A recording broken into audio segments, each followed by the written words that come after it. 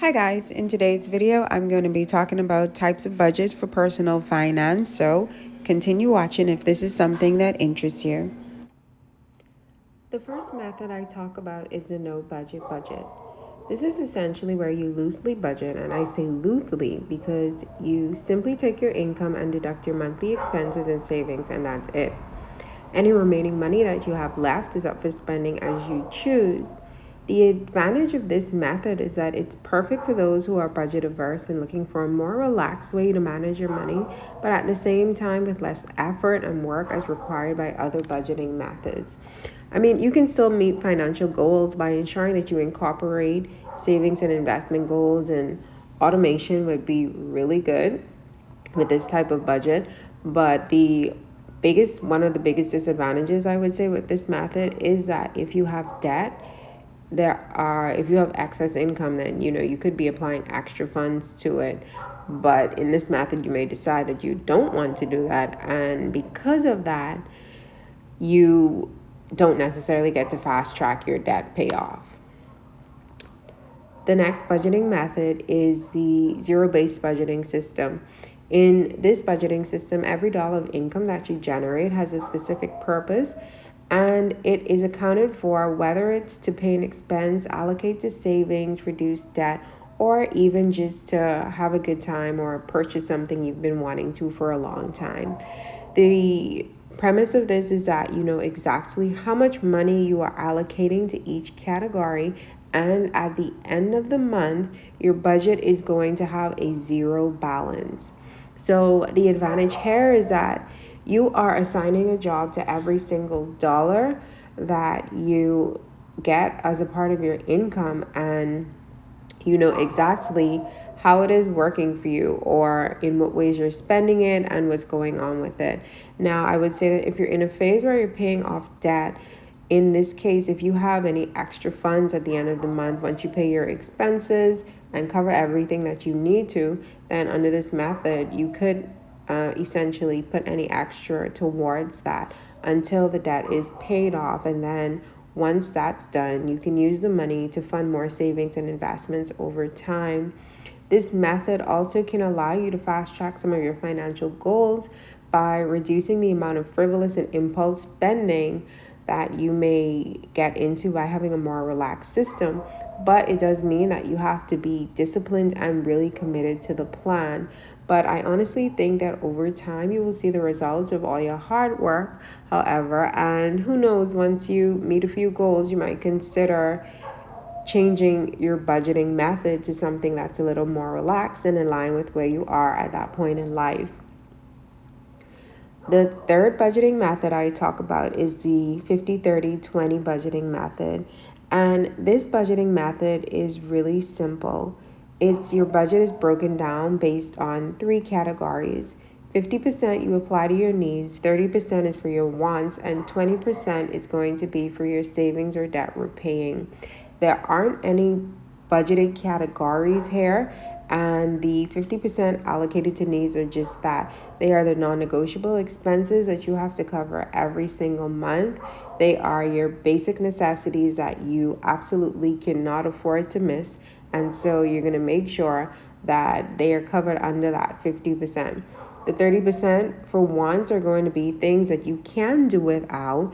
For instance, let's say you want to purchase a purse or a pair of shoes. Anything that's more or less impulse would necessarily come under this category. Like I said, you can decide you want to buy a purse, you may want to go out to dinner, hang out with friends, and that kind of thing. Once you have all the budget categories allocated, it doesn't matter what you spend it on. The 30% is for whatever you want, and once that's done, then that's done. So the 20% is the last portion of your income that you'll be allocating, and that is what's used for your savings and debt repayment. And in this budgeting method, you can use the 20% to go toward either of these categories once you are meeting your minimum debt payments. I know I would say that it's good to try save and invest at the same time while you're paying down debt, because the reality is you don't need a lot of money to invest. Over time, you will see the eventual effects of compounding. So if possible, and you can, and you don't have an issue with it, then it would be good to do both of them at the same time. Obviously, paying down debt would be the priority, because essentially once you are done with that, then that lump payment, if you have no further debt to reduce, then you can use that and increase the amount of investments that you're making over time. But the biggest downside of this method, I would say, is that if your needs exceed your wants, then you're going to have to allocate less money to the wants category, and then you're going to otherwise have to figure out ways to reduce your needs, or better yet, find ways to increase your income so that you can get whatever it is that you want. But I would say that the benefit of following this method is that it is not extremely strict. So you don't have to feel uptight about budgeting. You can still, it's a good balance. It allows you to meet financial goals over time and still be able to enjoy life as you may want it to be. So the fourth method I am going to talk about is the pay yourself first method. Under the pay yourself first budgeting system, that's exactly what you do. Once you get your income, you allocate the desired percent that you want to your savings and investments, and then the remainder is used to do whatever you decide to do. Obviously, in this system, it would help to have some automation for your fixed expenses, such as mortgages or rent, utilities, insurances, or whatever else there is that you have to pay on a monthly basis, just to ensure that you don't spend that money on other things prior to paying those expenses. You don't want the end of the month to come and you realize, oh goodness, I didn't pay a particular expense. So automation is very helpful here, especially considering that this system is more relaxed and it doesn't overcomplicate budgeting with various categories as you would in other budgeting methods. So the final budgeting system that I'm going to talk about is the envelope system. In this method, you are primarily spending cash. Once you get your income, for the categories where relevant, you have dedicated envelopes that hold the allotted cash amount assigned to the category for the month. Once the money is gone for that category, then typically you just wait until the next month to have funds allocated back there again. Or as an alternative, you can move funds around from one category to another, but in the end, you may end up finding that some of your budget categories are negatively impacted because of you moving the cash around. So otherwise, this system is pretty great to meticulously track your spending. And in the case of categories that you are unable to pay with cash, obviously automation would actually work for these as well. So just to recap in today's video, there are 5 budgeting methods that I mentioned. The first was the no budget budget. The second was zero-based budget. The third was the 50-30-20 budget.